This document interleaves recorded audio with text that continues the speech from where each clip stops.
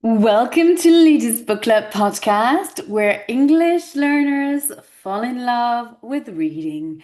I'm Lydie Bureau. I'm an English teacher in France and the founder of Lydie's Book Club, the perfect place for English learners and non-native speakers who want to keep their English sharp while enjoying great literature. Each week on the podcast, we'll get a relaxing dose of English through guided readings and book talk, perfect for building fluency in a fun and meaningful way. Lydie's Book Club is more than just a book club, it's a global community for learners who want to improve their English by diving into adapted classics and contemporary novels.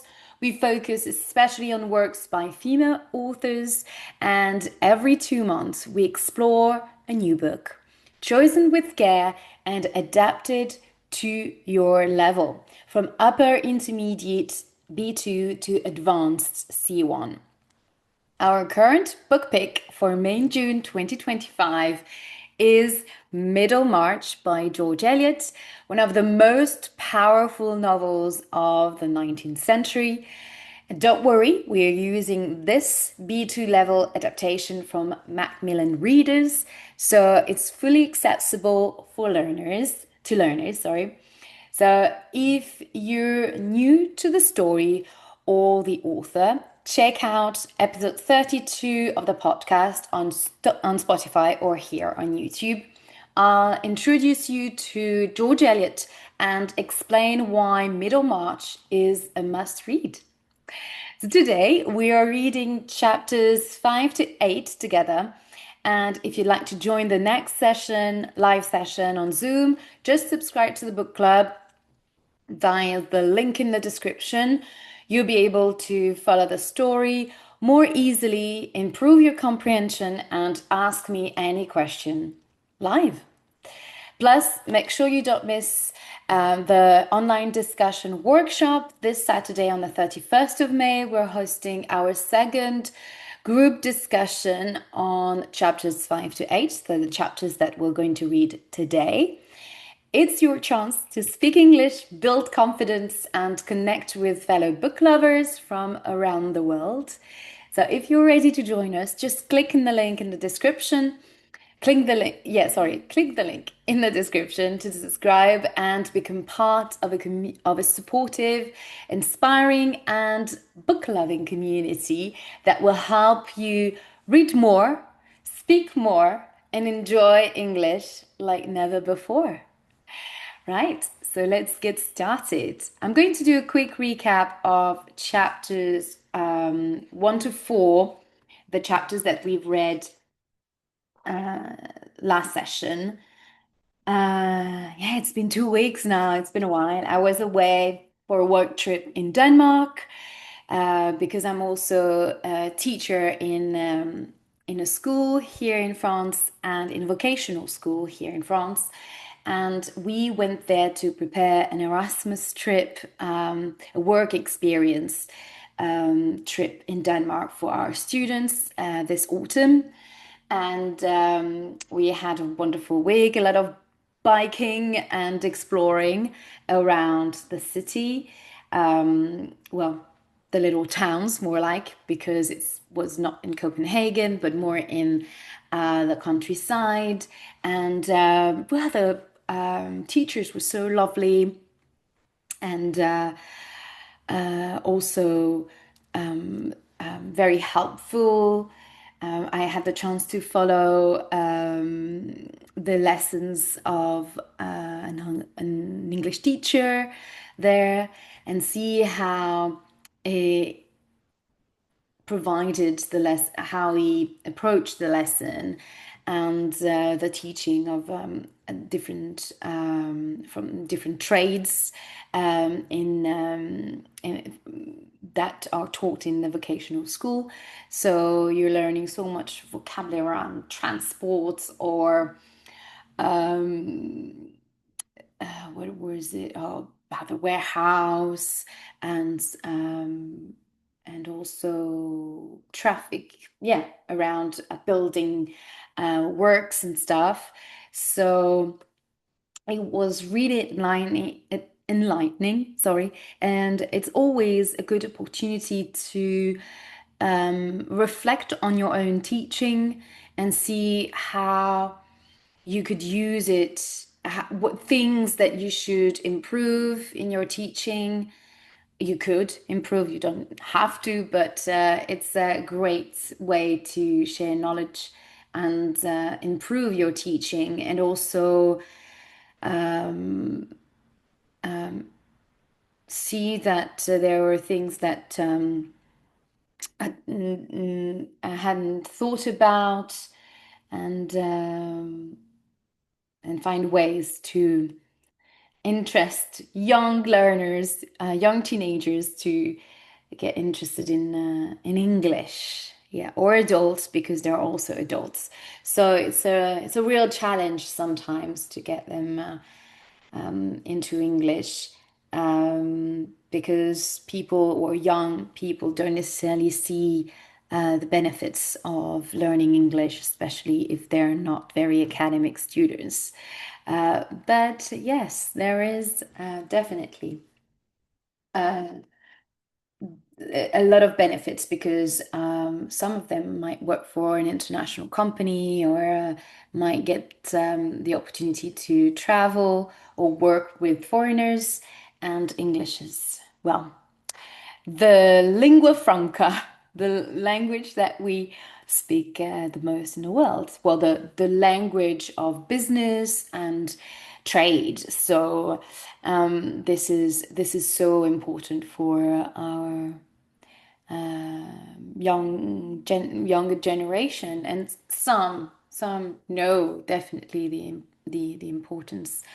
Uh, and um, and that's it for this little um, parenthesis, I would say, around my work trip last week. If you have any, well, question around this trip that I did, if you want to know more about it, then yeah, I'll be happy to answer any questions that you might have. Right, so now let's get back into our Middlemarch story. So in chapter one, we get to know our main character, one of the main character, which is Dorothea, and a secondary character, which is Celia, her sister. And we see from the start that these two sisters are very different. They don't have the same aspirations in life, and um, and Dorothea and Celia doesn't really understand why Dorothea is interested in Mr. Casaubon, who is an old scholar, very that she considers as boring, and make noises when he drinks his soup, and definitely not attractive. So there is a big misunderstanding between the two sisters, and Celia tends to joke about Mr. Caswell, and that Dorothea doesn't like it, and she makes her understand that well, this man will soon become my husband. She showed keen interest in his work and in his person. She admires him a lot, and Mr. Casborn can sense that from the very first meeting. And he's going to send her a letter to declare his love to her. Well, his love, it's a big word, because he's more in the search of a companion than a lover. So it's more for him, to him, it's more of a marriage of convenience, or a marriage of a companionship, than based on love and passion. So he's using particular words like the fact that she would be a useful companion. This is page 14 here, page 14. She would be a useful companion, someone who would help him. So everything revolves around him and his work. And surprisingly, Dorothea is happy with that, with this way of considering her feelings or her person. He sees her more as added value to his life and his work, and have someone that could praise him than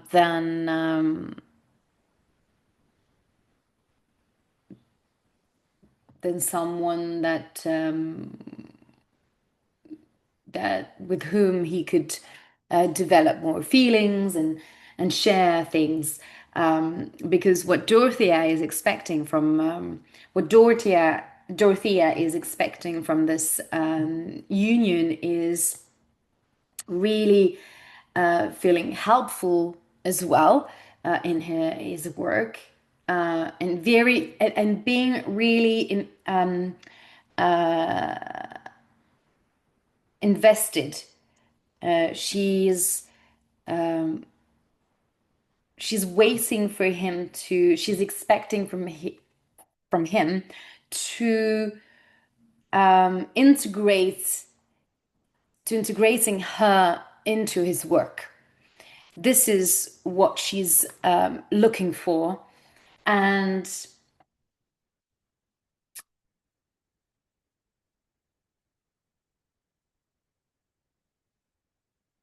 we'll see if this is really what she gets in the end.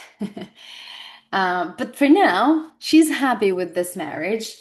And in chapter 3, they're actually visiting Mr. Casaubon's manor, because this is he lives in a grand house. What's it called? Um, Lowick Manor, and that's the name of Casaubon's house, where it's more like a castle, a big castle. Um, so he's a very wealthy man, and and Dorothea is enjoying this little tour, contrary to her sister Celia, who is present, as well as her uncle, Mr. Brooke, who tends to criticize the design or decoration of the house, and the aspect of the furniture, and the fact that it's very dark and that old-fashioned as well. But Dorothea is actually happy with it, and she's like, no, I wouldn't change anything because this is fine with me. So she's very in tune with Mr. Casaubon's way of living. He has a beautiful library, which is also his study, and she loves the room. She loves the room, and wouldn't change, doesn't want to change anything in that room. And at some point in the tour, they meet Mr. Ladislaw, Will Ladislaw, who is in fact he's outside painting, and he is in fact Mr. Casaubon's little cousin. So he is roughly the same age as Dorothea. But their first meeting is of these two is rather distant, and Will Ladislaw feels that Dorothea has sort of an aughty way to speak to him. So he feels mm, a little bit defensive when she spoke about his paintings or drawings. He's drawing actually. So yeah, this is the vibe, let's say, of their first meeting. Well, and they go on, and then chapter 4 is about our second main character, which is Dr. Lydgate. Um, he is a young doctor, aspiring, very talented doctor with a lot of ambition for Middlemarch. He came from the north of England and he wants to do good in Middlemarch. He wants to improve the state of health in Middlemarch and works hard for his own practice, but also, uh, well, the practice that he took over when he moved to Middlemarch.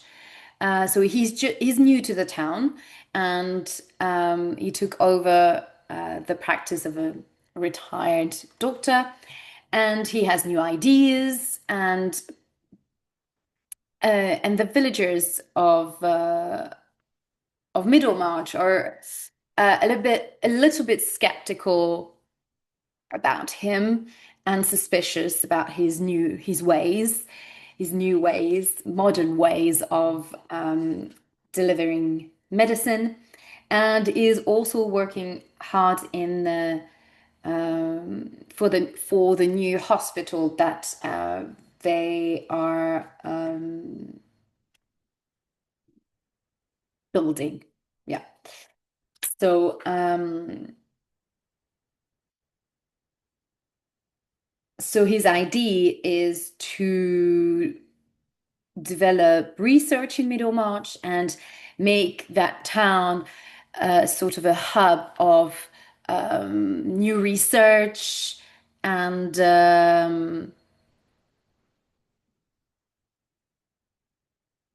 and yeah, a place where people, well, doctors would come to see discovery to learn more about new discoveries around medicine and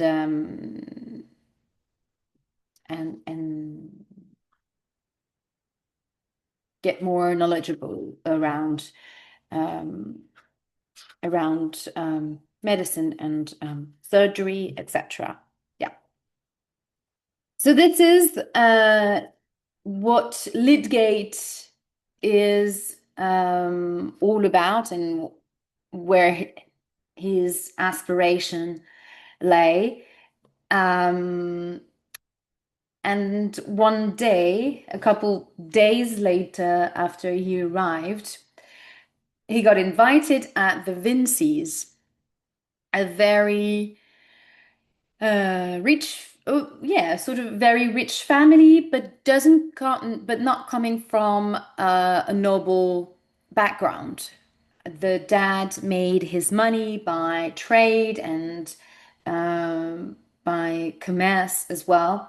Oh no, it's manufacturing, yeah, by trade and manufacture. So um, they are respected, but not as much as um, the Bulstrode family, or yeah, are they coming from? Sorry, I have a doubt. I'm not sure if the Bulstrode have. Um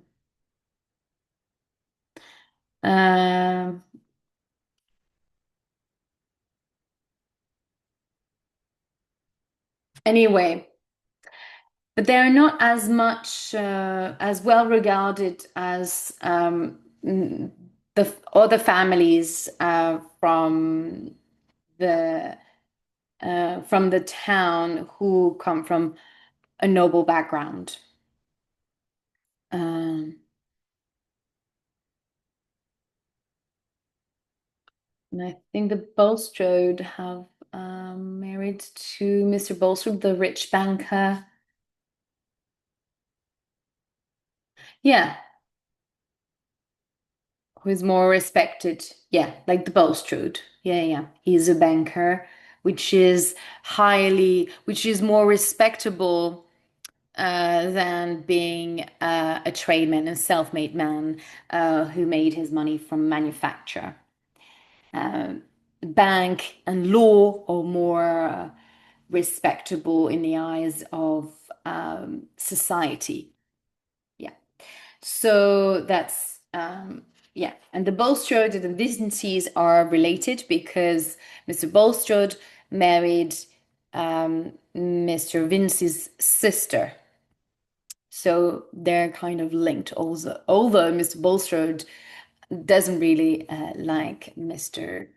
Um, Vincy, but the thing is, the Vincys are rich, and when you have a title but not much money, then you kind of have to marry someone that's wealthy or a woman that is wealthy to in order to get more money or a title. Well, and well, one side would get the title and the other would get the money. So you kind of usually build up when you marry. The idea is to get richer than you already are. And at this dinner, Dr. Lydgate meets the beautiful Rosamond Vincy, who is Mr. Vince's daughter, and they are very fond of each other, as you can imagine, or especially Rosamond. Rosamond is sort of all over him, and Dr. Lydgate is not indifferent and is kind of flirting with her. But let's see where this is going. So, a meeting in Rome, chapter 5. Mr. and Mrs. Casaubon had been, so they got married. So Dorothea and Mr. Casaubon got married, and now they are in their honeymoon in Rome. Mr. and Mrs. Casaubon had been in Rome for 5 weeks. Mrs. Casaubon, Dorothea, was alone in their apartment and she was crying.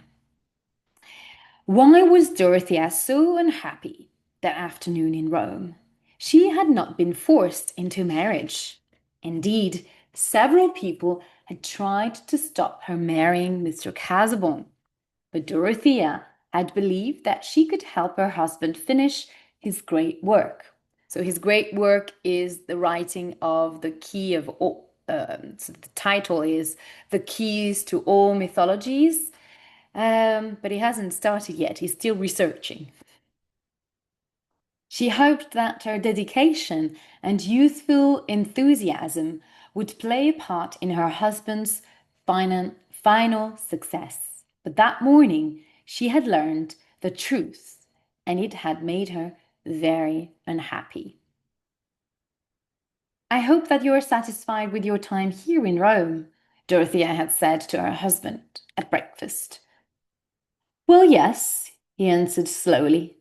There is more material here than I thought, and it has been hard work to make so many notes, but your company has helped me a little. Dorothea's eyes had filled with angry tears. I'm glad that my presence had helped you a little, she said. I had hoped that I could do more for you. You have many books full of notes at Lowick. Too many, perhaps? When we return home, you should decide what what to use when you finally write your great book. Surely I can help you with that. You can dictate your final notes to me and I shall write them down. In that way, I shall be really helping you. Mrs. Casaubon's pale face went red with anger. He was used to praise from his young wife, not criticism. My love, Casaubon replied quickly and angrily. Casaubon replied quickly and angrily, "You are not a scholar, and you have little or no knowledge of my work. You are only a woman, after all. With a woman's inferior mind, you have no right to judge me." Now Dorothea was angry too. "You have shown me all your notebooks," she said, "but you have never discussed your work with me or talked about writing your book. That is all I know. I'm not judging you. I only want to help you." But here, Casaubon seems to feel like he's shaken by her, like she's pushing him, and he doesn't like that. Mr. Casaubon did not reply, and Dorothea walked out of the room. But when her husband drove to the Vatican, as usual, Dorothea went with him. She spent an hour in the museum before taking the carriage before taking the carriage back to the apartment. As she drove through the crowded streets with her maid, Dorothea thought how little she knew about the people of the great city of Rome, and how lonely she was there. When Dorothea was in her own bedroom again, she had cried and cried. In the afternoon, there was a knock at the door of the room, and Dorothea dried her eyes quickly. "What is it, Tantrip?" Tantrip is her maid. Dorothea asked as her maid came into the room. "There is a gentleman waiting downstairs," Tantrip replied. "He says he's a relation of Mr. Casaubon's. He gave me his card. Will you see him, ma'am?" "Madam?" "Well, ma'am." "Madam?" Dorothea looked at the card quickly. "Yes," she said. "Please tell Mr. Ladislaw to come up. I'll see him in the large sitting room." Dorothea greeted Will with her sweetest smile and held out her hand. The young man could see that she had been crying, and at once he felt sorry for her. "I saw you this morning in the Vatican Museum," Will said quickly. "I did not know that you and Mr. Casaubon were in Rome. I found out your address and came to visit you both. I'm sorry that my cousin is not here." "I'm afraid that my husband spends the whole day, from breakfast to dinner, in the Vatican Library," Dorothea replied. "He is working very hard because we shall be leaving Rome soon." Will did not know whether to laugh or cry. His boring old cousin had married this beautiful girl, then he left her alone all day. After a moment, Will smiled and Dorothea smiled back. "There are so many beautiful things to see in Rome," Will said. "I wish there was time to show them to you, but perhaps you're not as fond of art as your uncle is." So Mr. Rook, yeah, her uncle. "I do not understand it," Dorothea said, like a child. "There are so many paintings here in Rome that I have become confused by them all. But you are an artist, I believe, Mr. Ladislaw." "I'm not good enough to make art my profession," Will explained. "And in any case, I'm soon going to leave Rome and return to England. Your husband has been generous, but it is time I found work for myself. I don't yet know what that work will be. I find many things of interest, but I find it difficult to choose what will be best for me." "You need more patience, perhaps," Dorothea said gently. "That's what my husband says. I know what my cousin thinks about me. Will replied. He and I are different in many ways. I agree. Not many men work as hard as Mr. Casborn does, Dorothea said proudly. Let us hope that his work will not in the end be useless, Will said. Mr. Casborn does not know German, I believe. If he did, it would have saved him a lot of trouble.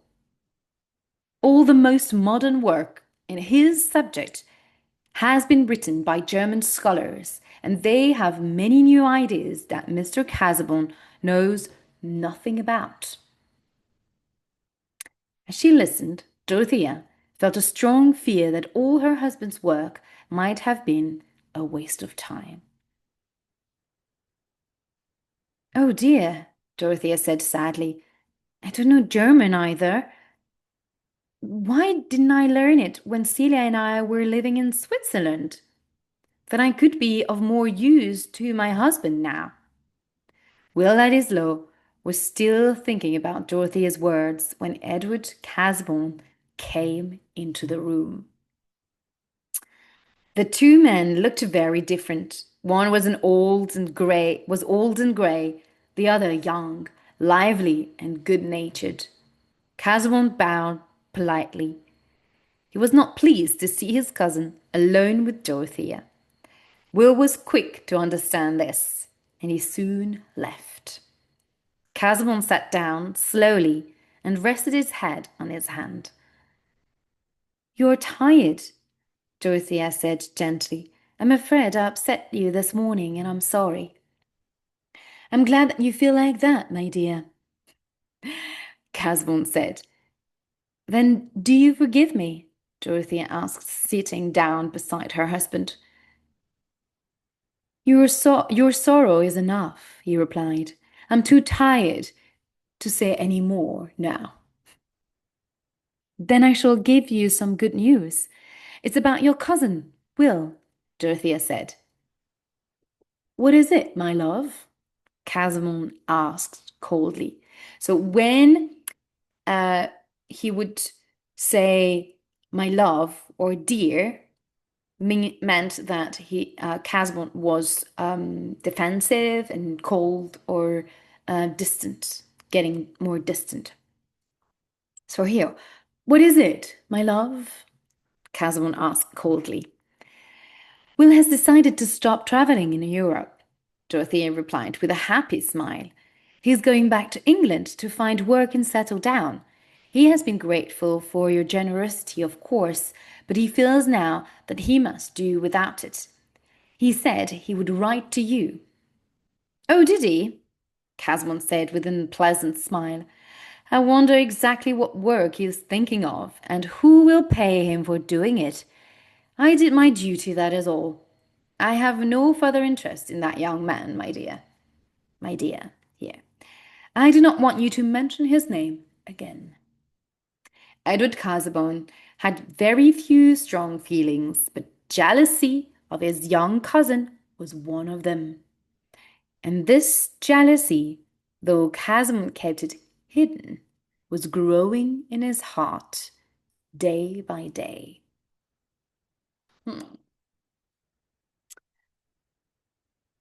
So he's a little bit like passive aggressive, if we could say. Home again, chapter 6. Mr. and Mrs. Casaubon had arrived back at Lowick Manor in the middle of February. So now they're back in England, in their house, in Casaubon's house. Now Dorothea was standing at the window of her sitting room. She was looking at the snow as it fell gently onto the garden. Dorothea sighed.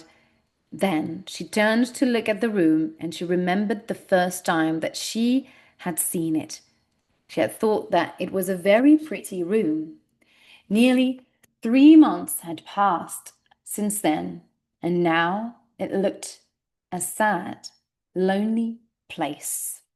So now she has a different outlook of the sitting room of the house as a generally than when she visited it, remember, just before they went on the honeymoon.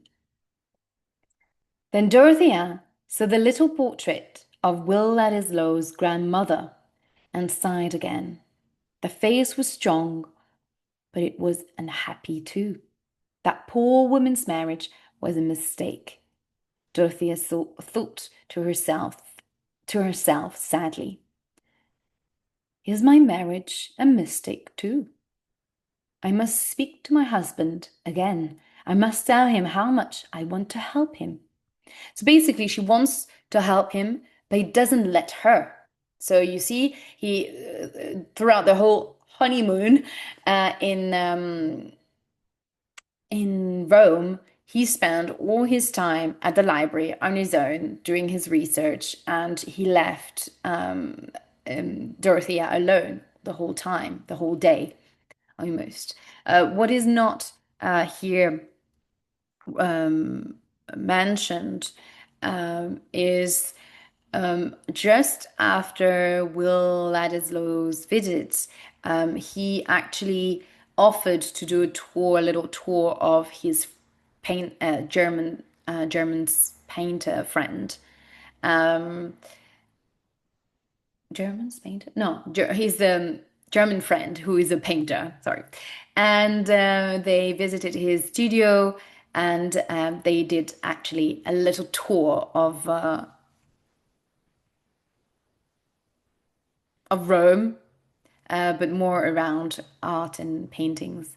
And well, they mainly visited his friend, his German friend, the painter, and uh, and used Dorothy as a model as well. But that's in the original text. Yeah, that's the detail anyway. But if you have read the original text already in your own language, you probably remember that as well. Uh, right. So also, I forgot to mention that the BBC um, as um, released a couple of years ago, yeah, in maybe in the 90s, they released an adaptation of they adapted on screen the the novel, so you can find also these scenes in the TV adaptation of the novel. Um, Sorry. Now go back. Let's go back to the text. Where was I? So she's looking at the portrait of Ladislaw's grandmother, and she's questioning herself about her mate. She's questioning herself about her marriage, whether it's a mistake or not. She's made a mistake or not.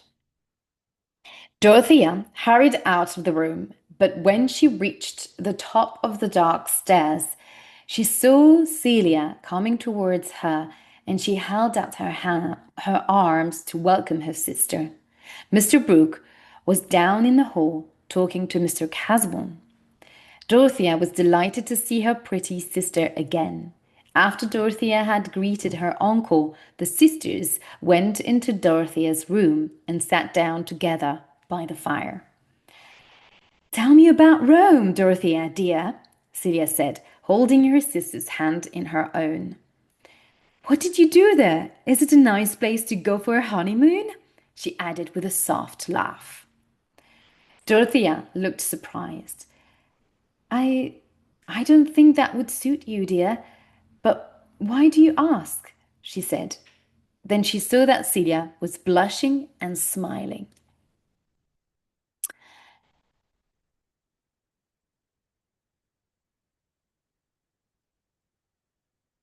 Celia, has something happened? Have you got some news for me? Dorothea asked quickly. Celia laughed again. Well, you were away, dear, and Sir James, had no one else to talk to. 3 days ago, he asked me to marry him, and I'm so happy, Celia cried. I so enjoy being engaged. Are you pleased too, dear? Or do you only like very clever men now? How can you say that, Celia? Dorothea replied with a smile. Of course, I'm pleased for you. Sir James is a kind man, and he will make you a very good husband. Sorry.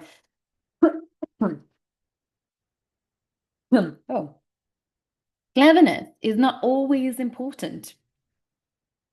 Dorothea was actually a little tired of clever men, but she did not say so. Hmm. Some weeks later, Dorothea was sitting in the library with her husband. She could see that something had annoyed him. And at last he said, Dorothea, here is a letter for you. It was with a letter sent to me. Dorothea took the letter and smiled. It is from Mr. Ladislaw, she said. Why is he writing to me?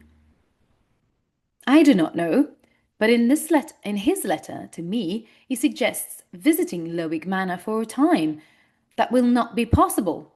Guests tire me, and they stop me getting on with my work. I find my cousin Will especially annoying. However, however much you enjoy his company, my dear again. Dorothea and Casbon had not argued since that day in Rome. She had found it, she had found it, she had found it was easier to keep quiet rather than show her annoyance. But at hearing these words, she suddenly became very angry. Why do you think that I want to annoy you? She cried. How do you know what I think about Will Ladislaw? When, when have I ever put my own pleasure before yours? Mr. Casaubon was very surprised by Dorothea's words. Please, think about what you're saying, he said nervously. I could say the same thing to you, Dorothea replied.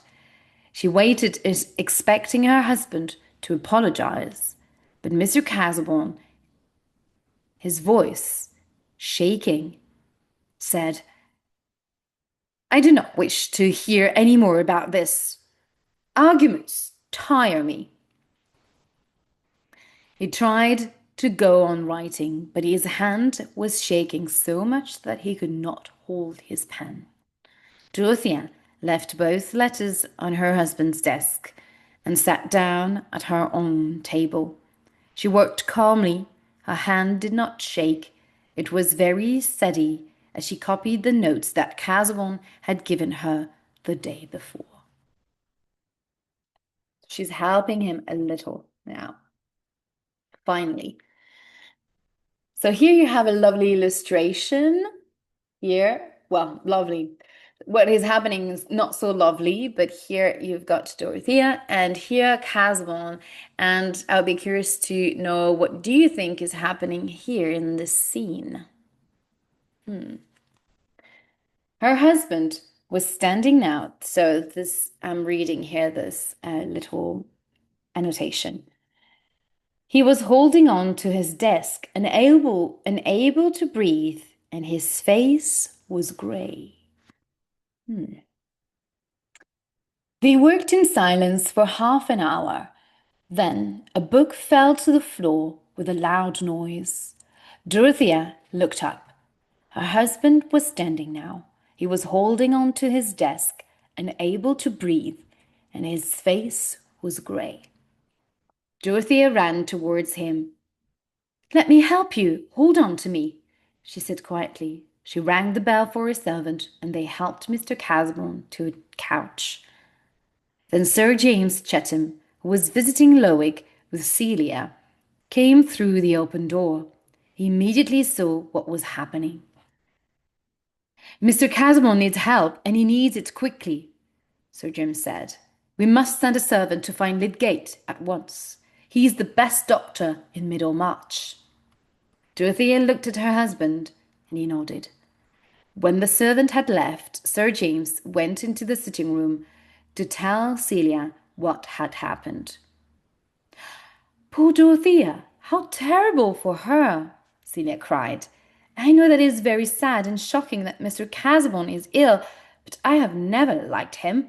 I don't think that he loved Dorothea at all. Why on earth did your sister marry a man like that? Sir James asked. I cannot believe that she loves him. The marriage was wrong, very wrong. Why did your uncle allow it? Poor Dorothea. She never does what other people do. She never has, and she never will, Celia had said sadly. She has a good heart, Sir James replied, but it is something a foolish one. But it is sometimes a foolish one, too. Shall I go and see her? Celia asked. Do you think that I could help her? I'm sure you could, Sir James said kindly. See her for a few minutes, before Lydgate comes. Don't stay long. This has all been a great shock for her. So basically, Casamont had sort of a heart attack or a stroke, you could say. Lydgate paid several visits to Lowick Manor in the next 2 weeks. He was interested in studying Mr. Casamont's case. But Dorothea interested Lydgate too, and he decided to talk to her. She had to know the truth about her husband's illness. The library had been shut up for some time, but Dorothea had asked Lydgate to see her there. I hope Mr. Casamont will soon be able to work here again, Dorothea said. He's a little better, isn't he? Please be honest with me, Dr. Lydgate. Do you think my husband's illness will return? Dr. Lydgate was silent for a few minutes. Then he said, You must be sure that he does not study too hard or worry too much about his work. Mr. Casamont may live for another 15 years if we are very careful, Dorothea said slowly. Yes, he must not overwork. An anxiety of any kind will be bad for him, Lydgate replied. Oh, you must advise me, Dorothea cried. How can I help him? I so want to help him. His work is his life. He cares for nothing else, and neither do I. You can help your husband by staying calm too, Lydgate replied. And please be sure that nothing happens to upset him. When Lydgate had left, Dorothea began to cry and cry. She felt that she was to blame for her husband's illness. Will's letters upset him very much. Well, I'm not really happy with this adaptation. Began to cry and cry. She doesn't cry. This is not the feeling that I had when reading the original text about the fact that it feels like she's constantly crying. She's full of sadness, of disappointment and happiness, but crying, nah. Yeah. So she felt that she was to blame for her husband's illness. Will's letters upset him very much, she said to herself. I did not understand how angry poor Edward was. I spoke without thinking, and that made him even more angry. I must read through the letters quickly and then put them away. I shall ask my uncle to write to Will Ladislaw. He cannot come here again. Perhaps it would be better if Will stayed away from Middlemarch altogether. I wonder why Edward dislikes him so much. Mr. Brooke did as Dorothea asked. In his letter to Will, Mr. Brooke told the young man that Mr. Casamont was ill, and so there could be no visitors at Lowick. But Mr. Brooke was interested in Will Ladislaw. Without telling Dorothea, her uncle invited Will to stay at Tipton Grange with him. So Tipton Grange is the name of the house, of Mr. Brooke's house. Celia will be married soon, and then I shall be lonely, Mr. Brooke thought.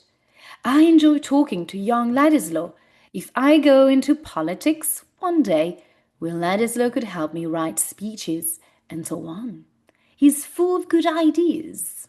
That's his plan. When Lydgate next spent an evening at the Vincys, Rosamond asked him about the Casaubons. Oh, Mrs. Casaubon's thoughts are for her husband, Lydgate said. She must love him, I suppose. It is strange, because Mr. Casaubon is more than twice her age. What does his age matter? Of course Mrs. Casaubon loves her husband. All wives love their husbands, don't they? Rosamond cried. People say she is very good looking, she added. Did you think she was beautiful? I haven't thought about it, Lydgate replied, and Rosamond smiled. Chapter 7. An Engagement.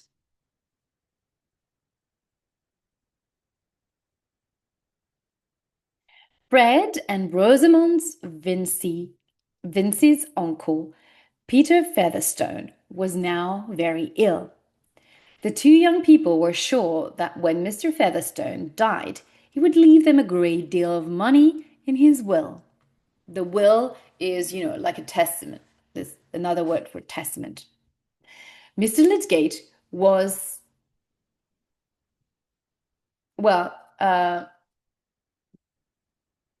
testament actually refers more to the Bible, the Old Testament and the New Testament. So actually, yeah, that would be a wrong translation. But basically, it's the what someone wants to give when someone dies.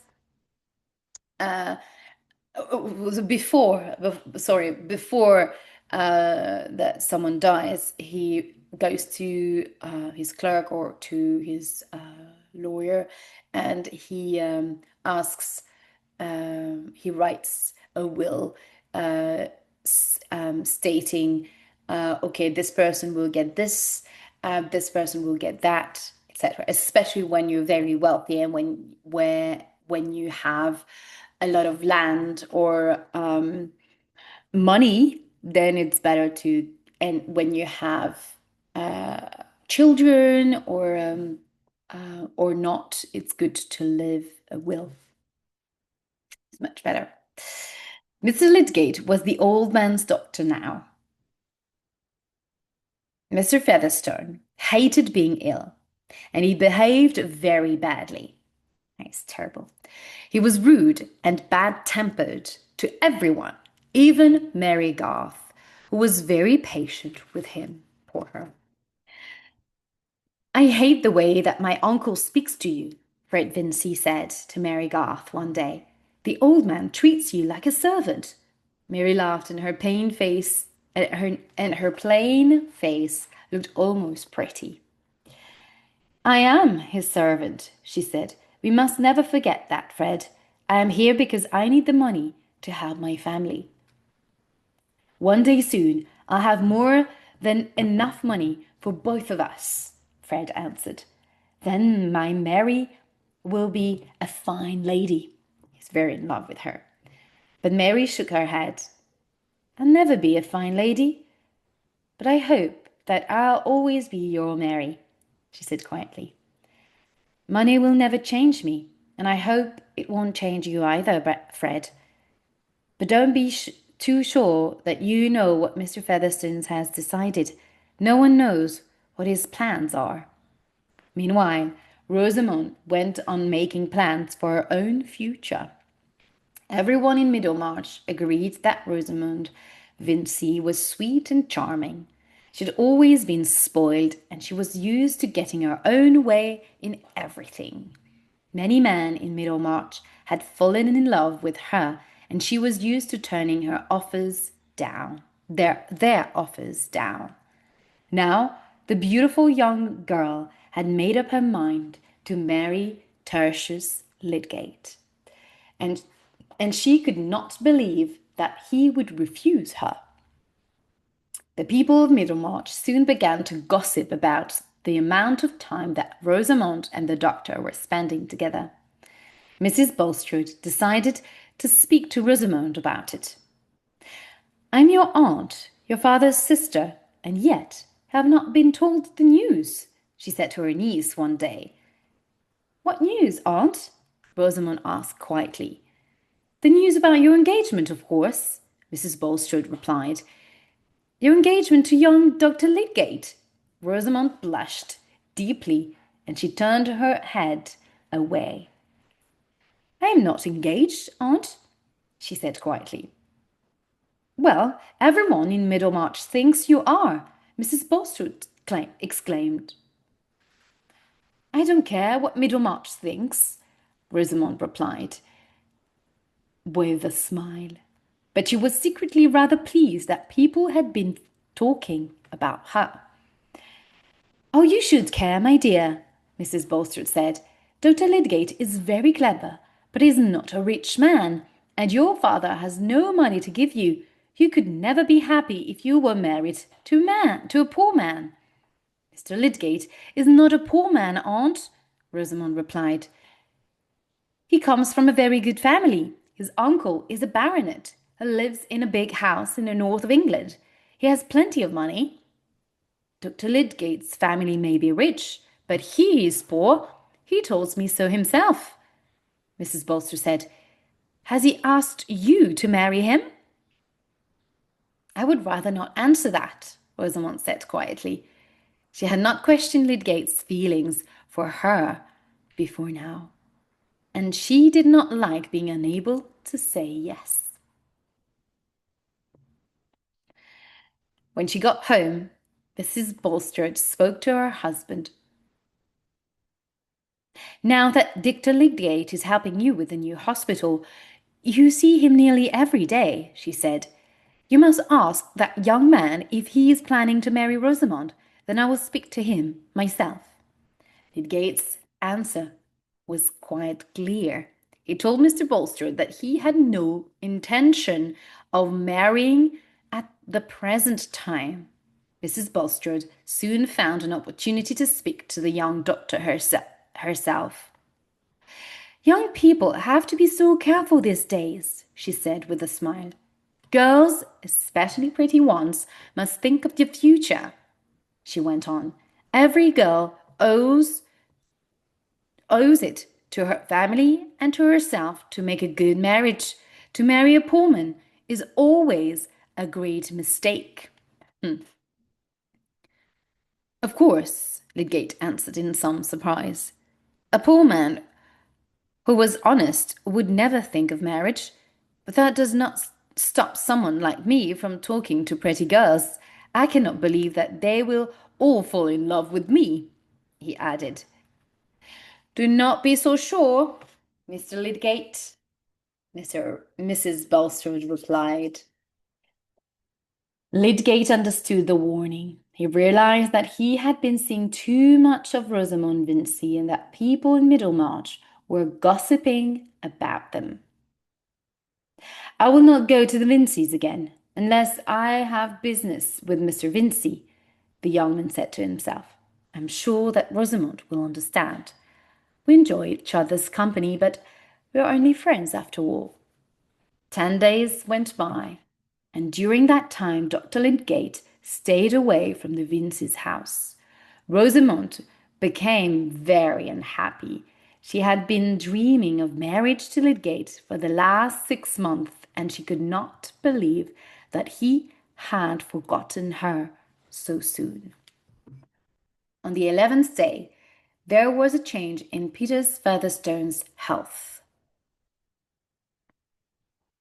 Dr. Lydgate was called to Stone Court, where Mrs. Vincy was now helping to look after her brother.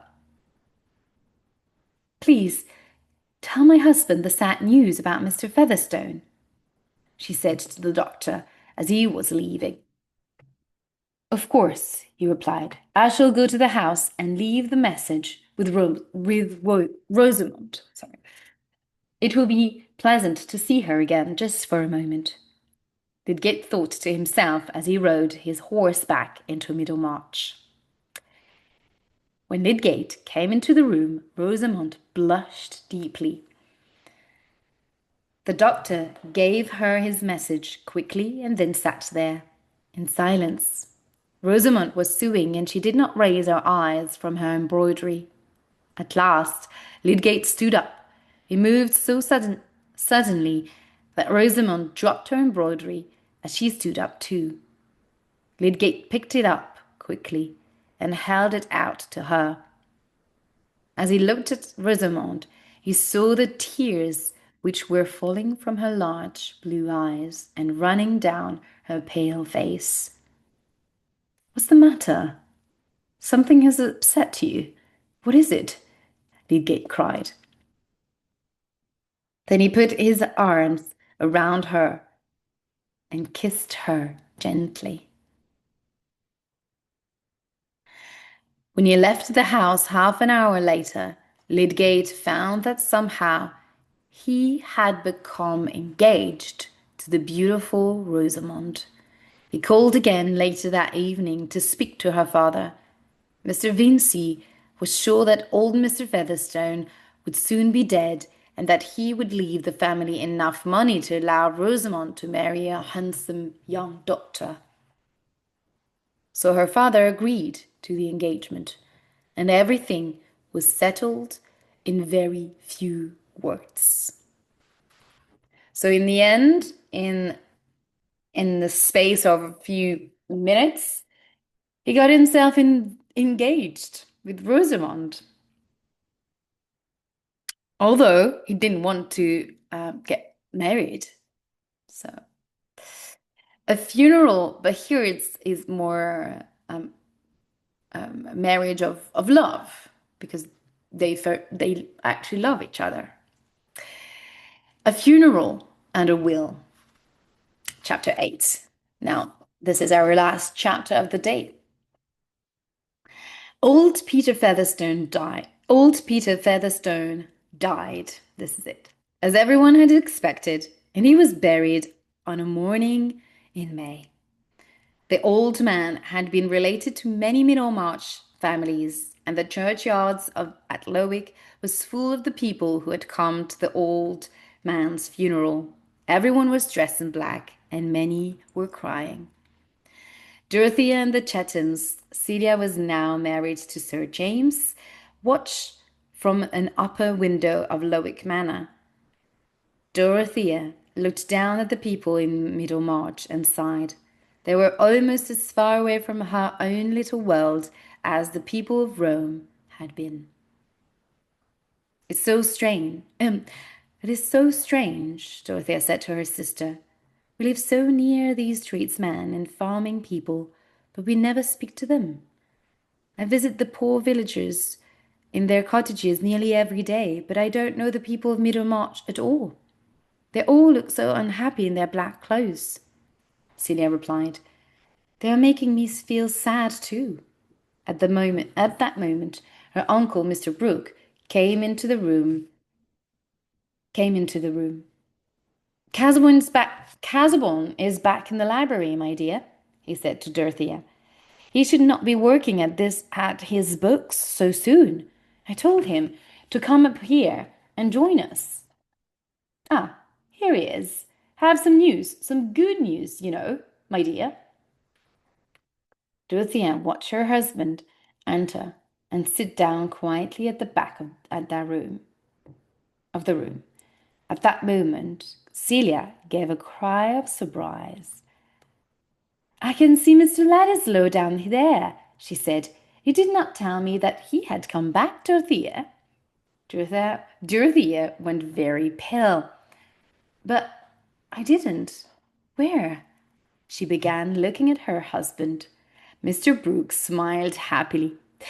I brought young Ladislaw back here to Middlemarch, he explained. He is staying at the Grange with me. That young man is a credit to you, Casaubon. Mr. Brooke went on in his cheerful way. I invited him when you were ill, Dorothea told me he couldn't stay with you, and she asked me to write to him. Poor Dorothea did not know what to say or do. You were very kind, dear.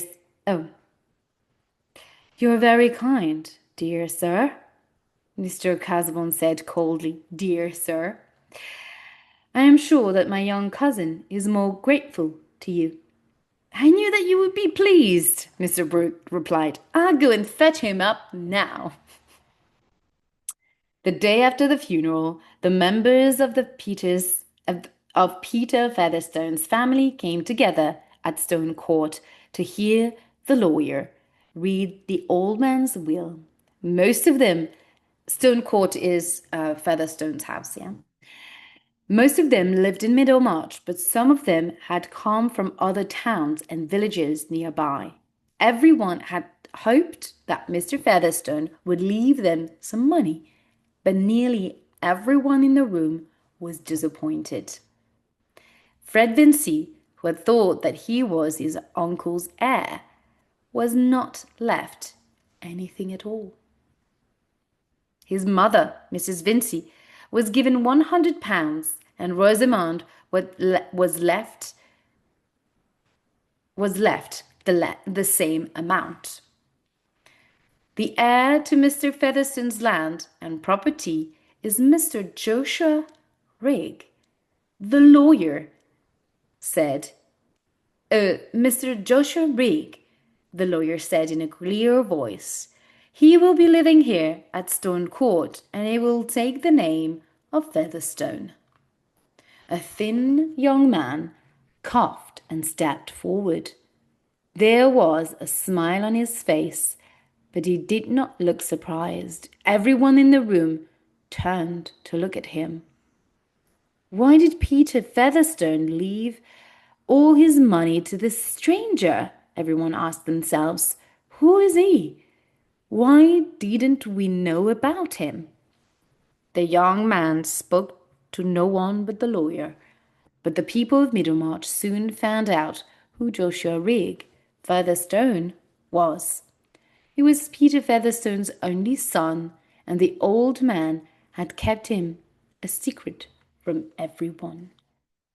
The Vincys were all shocked and disappointed by the old man's will. Fred Vincy looked very pale as he walked from the room. Never mind, Fred, Mary Garth said to him kindly. I do truly think that you will be better without the money. How can you say that, Mary? Fred answered angrily. I expected the money and I need it too. What can I do now? You know what you must do, my boy. You know what you must do, my boy, his father said angrily. You must go back to college next term, get your degree, and then you become a clergyman. That's the only job you'll be able to do. I have no more money to spare for you now. And if I get my degree, what will happen then? Fred asked. I shall have to be a poor clergyman all my life. I shall never have any money to marry. Think of me too, Fred, Mary Garth said quietly. I don't have a job now, and I need to work. Go back to college and get your degree, and then you can think of the future. You must find a job and live a useful life. But don't become a clergyman, Fred. You would make a very bad one, and I could never think of marrying you. Don't talk about marrying, Mary, Mr. Vincy said angrily. Marriage is a very expensive business. Then he turned to Fred. Why did your sister Rosie have to get herself engaged to a poor young doctor? Mr. Vincy asked. She could have made a better marriage than that. I've got no money to pay for wedding clothes. They will have to wait, that's all. In fact, it will be better if the engagement was ended altogether. Well, now that they don't get any inheritance, he doesn't want to get to her daughter to get married. Now, I am sure you do not mean that, my dear, Mrs. Vincy said quietly. Yes, I do, her husband replied. When I agreed to the marriage, I expected old Featherstone to leave our family a great deal of money. You'd better tell Rosie what I think about her engagement now. Mrs. Vincey did not reply, but the next morning she spoke to Rosamond and told her what her father had said. Rosamond smiled and shook her beautiful head gracefully. Papa does not mean that, she said calmly. He has always wanted me to marry for love. Well, I love Dr. Lydgate and I shall marry him. Papa gave his consent 7 weeks ago. He can't change his mind now. Old Mrs. Old Mrs. Bretton's house is empty, and we can rent that, Rosamond went on. It is a good house in the best part of Middlemarch. Tertius and I will be happy there. We shall need new carpets and furniture, of course. Everything must be very best, must be the very best. I know that Tertius will want that. Rosamond was right. Lydgate was used to having the best of everything, and he had not wished to live like a poor man. After all, his family was a good one, far better than the Vinceys. Lydgate felt the sooner that he and his bride were living in their own home, the better.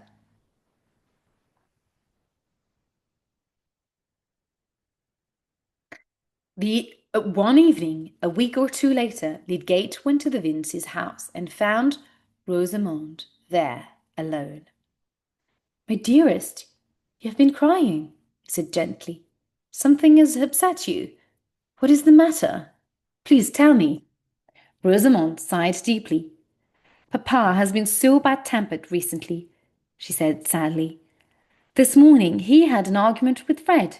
It was about money, of course, and I feel that Papa is not quite pleased about our engagement, she added very quietly. He said that I should speak to you about giving it up. Will you give it up? Lydgate cried. No, I never give up anything that I want, Rosamond answered calmly. Thank God, Lydgate said. You're over 21. Your father cannot stop the marriage. In fact, now we have the house, I would like us to be married as soon as possible. Let's say in 6 weeks' time, dearest. Rosamond turned her neck gracefully and smoothed down her fair hair with her little white hand. Then write to Papa, Tertius, she said with a smile. Tell him our plans, so that he can agree to them. The next day, Rosamond walked with her father to his warehouse. She told him that Lydgate wanted the marriage to take place soon. Nonsense, my dear, Mr. Vincey said. You're the most beautiful girl in Middlemarch, and I have spent a lot of money in preparing you to make a good marriage. Why must you throw yourself away on a poor man? Mr. Lydgate will be rich very soon, Papa, Rosamond replied. The Casabons and the Chethams have chosen him as their daughter. You know that Tertius comes from a very good family, and he is clever too. I'm sure that he will make a great significant discovery one day. He will find a way of preventing cholera, perhaps. Then we will be very famous. Mr. Vincey was silent. Cannot give up my only hopes of happiness, Papa, Rosamond went on. Mr. Lydgate is a gentleman. I could not love him if he was not. He is the perfect husband for me. You don't want me to become ill, do you, Papa? You know that I never change my mind.